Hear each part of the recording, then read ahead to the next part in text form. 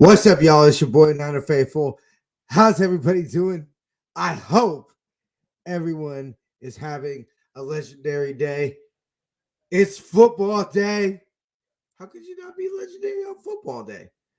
We're going to, of course, get you ready for Niners Yams round one. Ooh, what a time it is to be alive, baby. Because, Kyle said there's no guarantee we would have been alive today. All right, before we get started with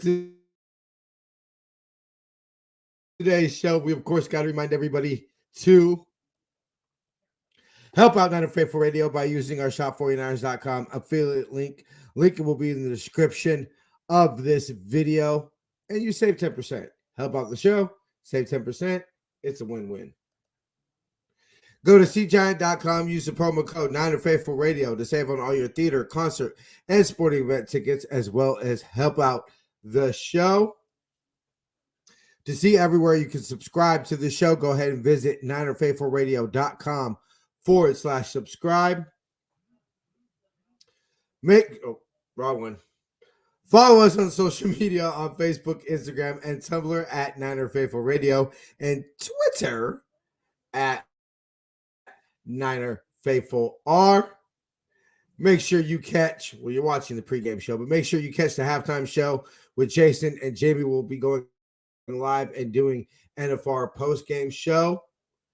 And as always, listen to the end of the show to get your special 20% off coupon code off of all For the Faithful by the Faithful Season 2 apparel. We got 2 shirts up now. Getting closer, y'all. Definitely getting closer. All right, ladies and gentlemen, faithful of all ages, let's get the show cracking.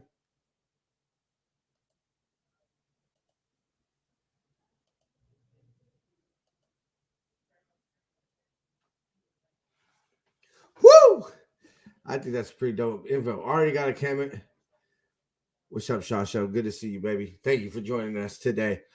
All right, so Niners, Yams. I mean, we got to start with inactives. No big, one little surprise, but kind of not a surprise. But Brandon Allen, inactive. Nick Sikel, inactive. Khalil Davis, I would have liked to see him active at some point this year, but I guess it's not yet. All right. Jalen Graham is inactive, and TDP is inactive. He looked so well in the preseason that I just thought he'd be active, but I guess with everybody healthy, he's just the 4th best running back on the team, I guess.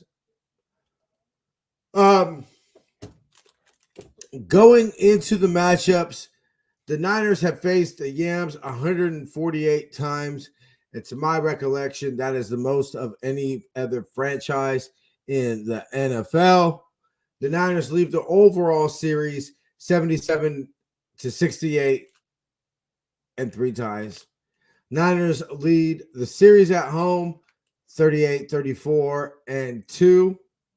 And the Niners in St. Louis and LA and Anaheim, can't forget Anaheim, 39-34 and 1. Their first meeting, wow, that's kind of crazy. Their first meeting was exactly 11 years before my mother was born. October 1st, 1950. My mom was born October 1st, 1961. I see Jason. LFG, baby. Let's fucking go. It's football day. It's beat LA day. Big shout out. Man, I don't know if they misunderstood the post or something, but for those of y'all that follow us on social media, first of all, thank you. What's up, Teresa? I see you, baby. Thank you for reporting for duty. All faithful, check in. It is football day. We must check in. Let us know where you're watching from. But for those who follow us on social media, you might have seen the post.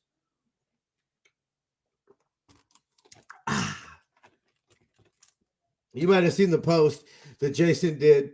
And I don't know if the Yams misunderstood our post. I mean, our logo is red and gold. We're called Niner Faithful Radio. So I don't know why they would think that it would be a positive post for them. But we had put a post about Levi South and how the Niners were going to wear their red home, jerseys and doing the shit that we talk. And of course, we have to play it. I don't know why I haven't played it already. I mean, same old sorry ass Rams. So long. Same old sorry ass Rams. So long. I don't know why I hadn't played that. Bad TJ. But I don't know if but the Yams liked the post, and I was just dying this morning while I was having my morning cigarette. I was cracking up, dying. Like, bruh, how could you like that post? Like y'all, and Jason put like the Yams have officially given up, and they just liked it. I do want to be look. Am I confident the Niners are going to win this week? Yes, I'm confident the Niners are going to win this week. I'd be pretty pissed if we did it because we're just a way better football team. Sure, the young talent could develop and they could have some players and all that. That's the future, bro. And you know what? Good on you. We'll see y'all in a couple of years. But as far as here in 2023, which is all we care about right now, it's the NFL, any given Sunday, all that. But we have no business losing to the Yams. And congratulations, they beat the Seahawks. Happy they beat the Seahawks. Oh, I'm always grinding. You know that, baby. I mean, that's what I'm saying, Teresa. Like this isn't DK Metcalf. He's a good player, whatever. Bro, we're not the Seahawks. You're fucking around with some of the best players in the league. The most top 100 players in the NFL's top 100. I just don't yes, it would be a huge disappointment if we lost this game today. And I'm sure there'll be, of course, there'll be reasons why. We'll break them down on Tuesday. Jamie will break them down tonight in the post-game show. Jason will obviously have his first half analysis. But I just don't feel like, even if, the Steelers, despite what we saw on the scoreboard and everything, the Steelers are a better football team than the Yams. Can we all agree on that? Can we agree? The 4 people who are watching, and the people who will watch later. Can we agree that the Steelers are a better football team than the Yams? Now, of course, Matthew Stafford is a better quarterback than Pickett. Excuse me.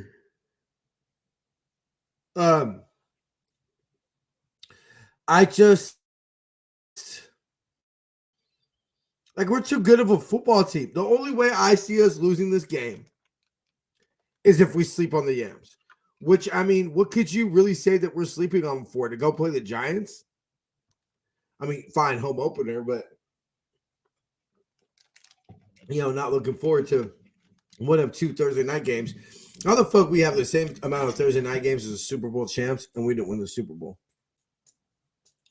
That's NFL fucked us in this one. I'm sorry.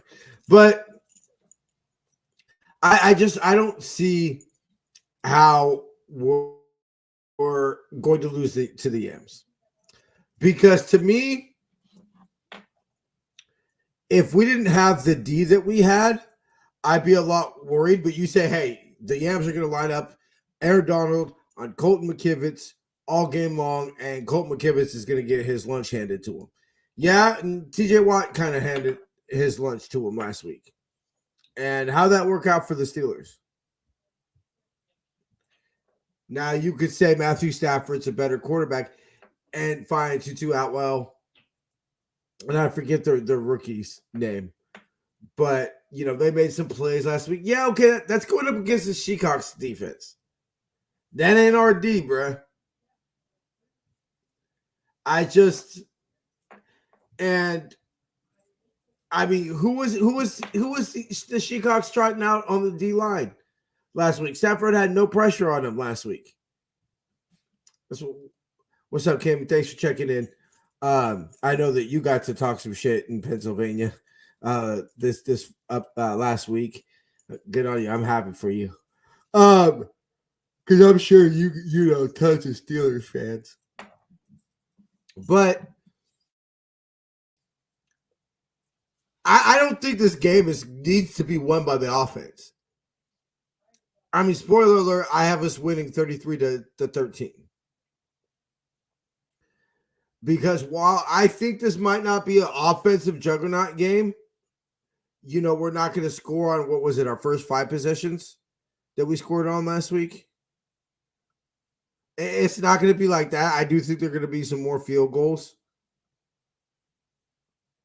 Hell, I could even see us getting a pick 6 against the Yams for a 50th year in a row. And so we might score 4 field goals and 2 touchdowns offensively. Maybe even 1 touchdown offensively.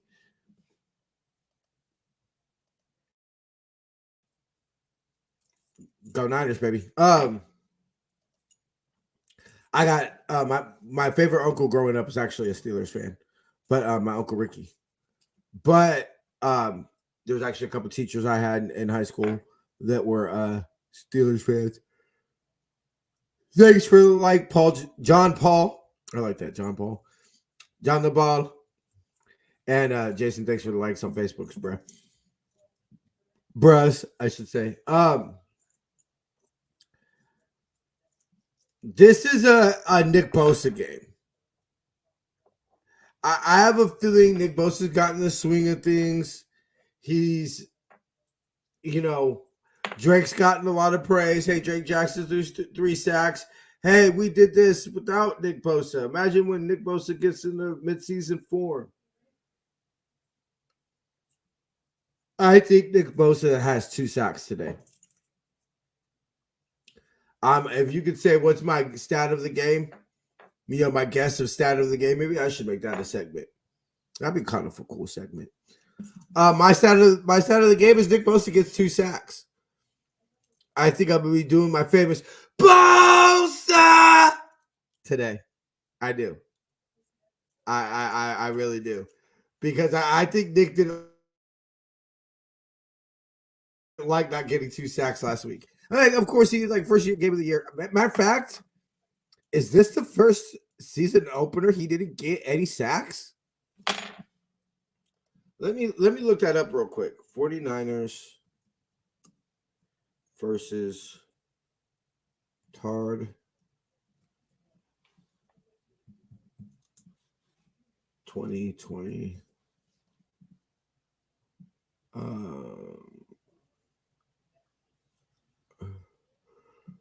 I'm gonna look up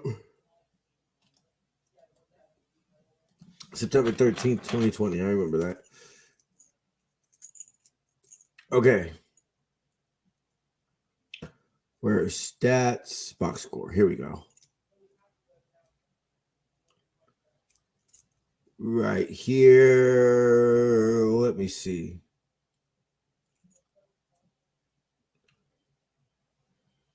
He did not get a sack in 2020. Okay, so this is not. He only got 1 quarterback hit.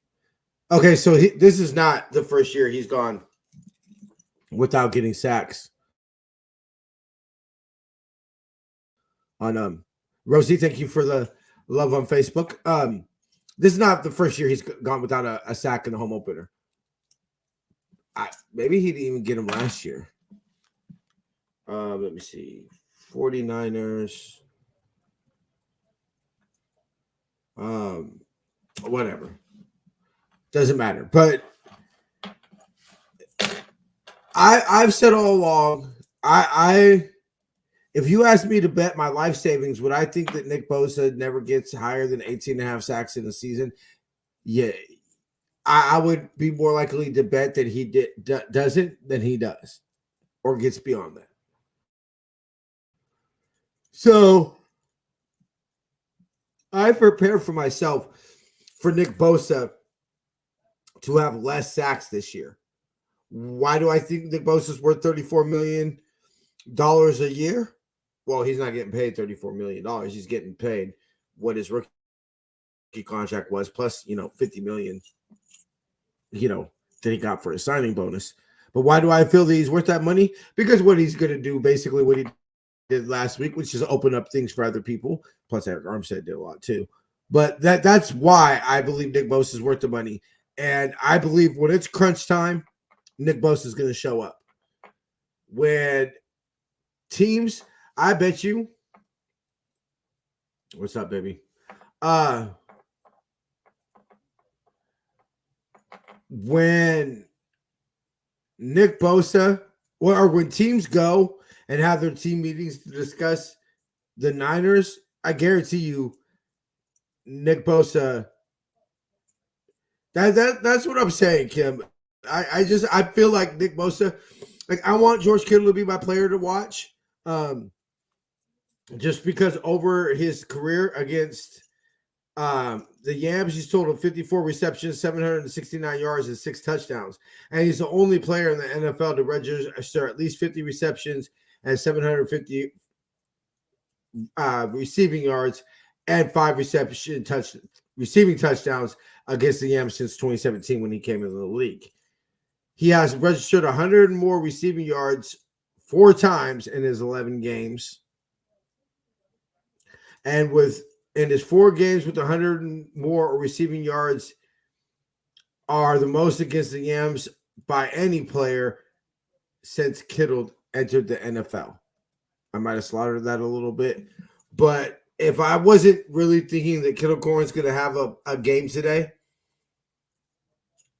I would pick Nick Bosa. Nick Bosa would be my defensive player to watch. If I did an offensive and defensive player to watch, Nick Bosa would be my defensive player to watch. I think Nick Bosa is going to have a huge game. So, and that's not saying I don't think Drake Jackson is going to have a great game too. Shit, I wouldn't be surprised if Drake gets like a half a sack today and totals. I hope he does. Going back to Vegas, defense number 1 all day. Let's do it. The season started in Vegas. Let's end it in Vegas. But let me see. I think we did player to watch. Matchup of the game. I mean, it's got to be Aaron Donald versus Colton McKivitz. Because if I just feel like Aaron Donald really hasn't, people point to the 4th quarter of the NFC Championship game, but I feel like since we've had a legit team, Aaron Donald hasn't wrecked a game against us. I believe he has, against us, some of the fewest statistics in his career. Basically, if it wasn't against a garbage Niner team. So, what I'm worried about is that if he gets a strip fumble like last week, Colt McKivitz gives up a strip fumble.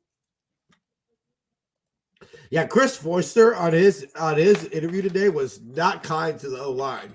He basically called out all 5 players. It was like all 5 players, including Trent, need to play better. And I was like, wow. And I think that was the overall theme from the team this week.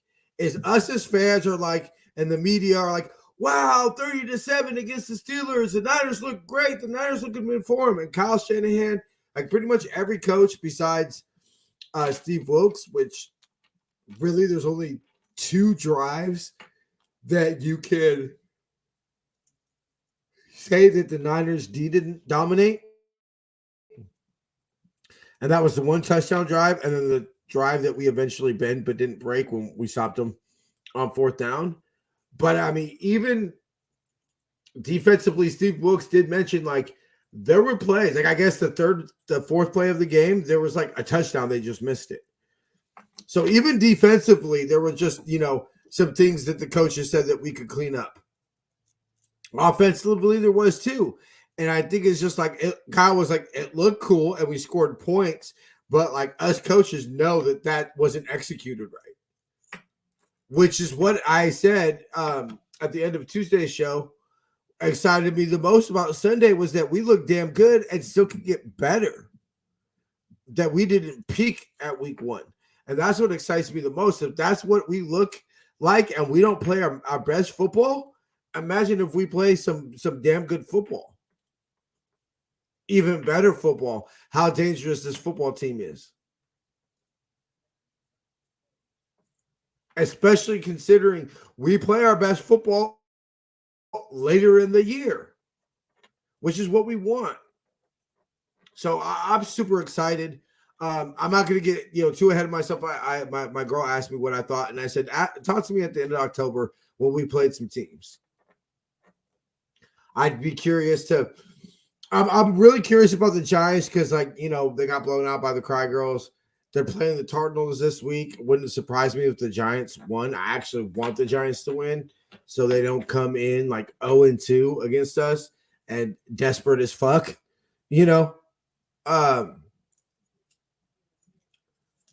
I think that,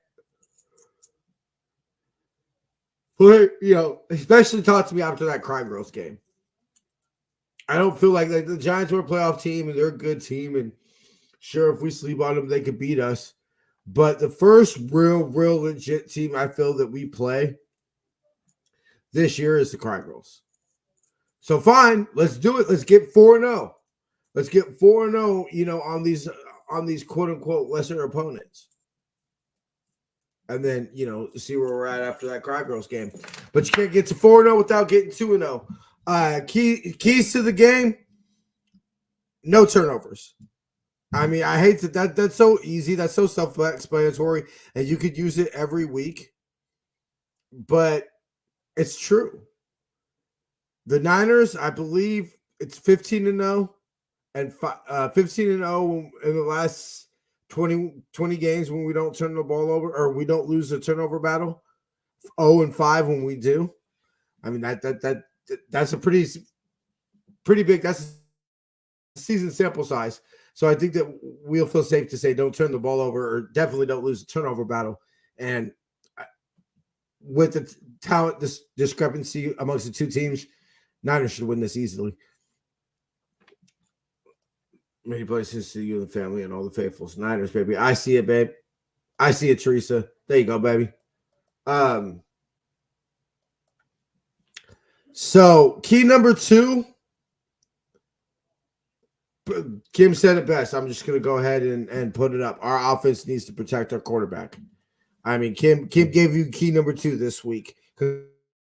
Congratulations, Kim. We say what you want about, the Niners quarterback issues, whether you blame, injury-prone Jimmy, the offensive line, Kyle, we're cursed, whatever your reasoning for your belief of why our quarterbacks get hurt, allowing them to get hit is like the worst thing. It's not like, let's be real. It's not like they've been hurt like, oh, he was just walking in the locker room or, I don't know, like Jeff Wilson sat down in a freaking chair and tore his MCL. It's not like our quarterbacks get hurt like that. They get hurt from what? Getting hit. So, you know what? How do we make sure Brock plays hopefully 20 games this season? Because we won the 1 seed. Make sure he doesn't get hit. Key number 2, don't get your quarterback killed. How about that? How about that being key number 2? Key number 3, I think it's the faithful. I was going to do that key number. No, I'll say that key number 4.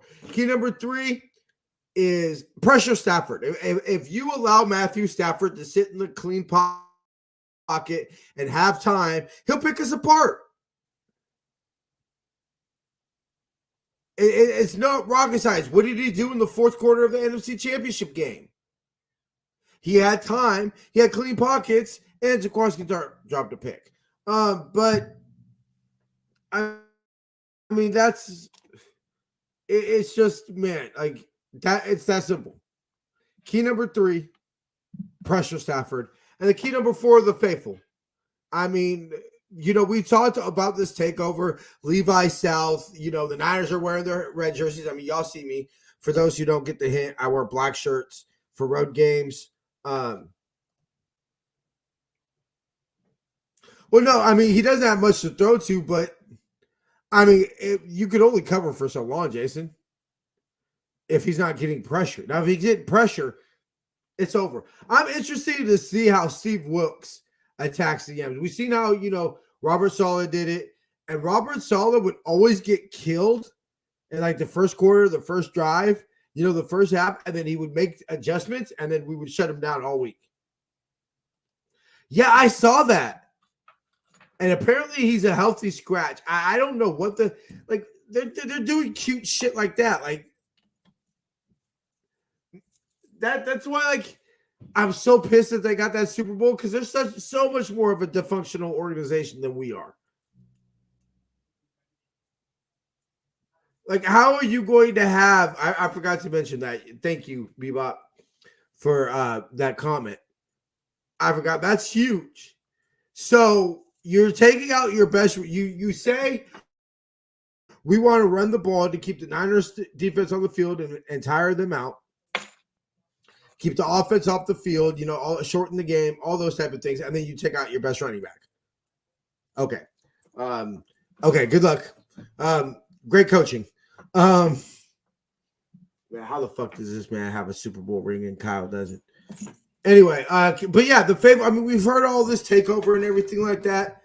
But if we don't have Matthew Stafford going into a silent count in his own stadium, if we don't hear the Niners on TV and all that, then it doesn't mean shit. It doesn't matter if there's only one Yam fan in that whole stadium if the faithful ain't bringing it. Which I know we will. I mean, I'm not. I'm trying to, do the Crazy George. Talk shit to motivate you. You're not shit. You're not loud. Please, we take over fucking stadiums, nigga. Hold on, Bubby. But yeah, anyway. I think Bubby's telling me I have to go. So I have to go. But that's a 3 Ks to victory. Niners win 33-13. Honestly, I think it might even be a little bit of a close game. That's what I said last week, though. But I think it might be a close game, and then it's just going to be, we're just going to be too much. And I think we're going to take this ball game over in the second half. All right, y'all, make sure to tune in to Jason at halftime, Jamie after the game and this evening, and I shall see y'all Tuesday for Niner Faithful Review. Till then, but before we get out of here, we, of course, got to remind everybody, help out Niner Faithful Radio by using our shop49ers.com affiliate link. Link is in the description of this podcast. Go to SeatGiant.com. Use the promo code Niner Faithful Radio to save all your theater, concert, and sporting event tickets, as well as help out the show. To see everywhere you can subscribe to Niner Faithful Radio, go ahead and visit NinerFaithfulRadio.com/subscribe. To see everywhere, or follow us on social media, on Facebook, Instagram, and Tumblr at Niner Faithful Radio, and Twitter at Niner Faithful R. Like I said, catch Jason at halftime and Jamie at our post game. And of course, your coupon code for 20% off all season 2 for the Faithful by the Faithful apparel is, of course, BLA. I shall see y'all Tuesday. Till then, faith, love, and happiness. Go Niners.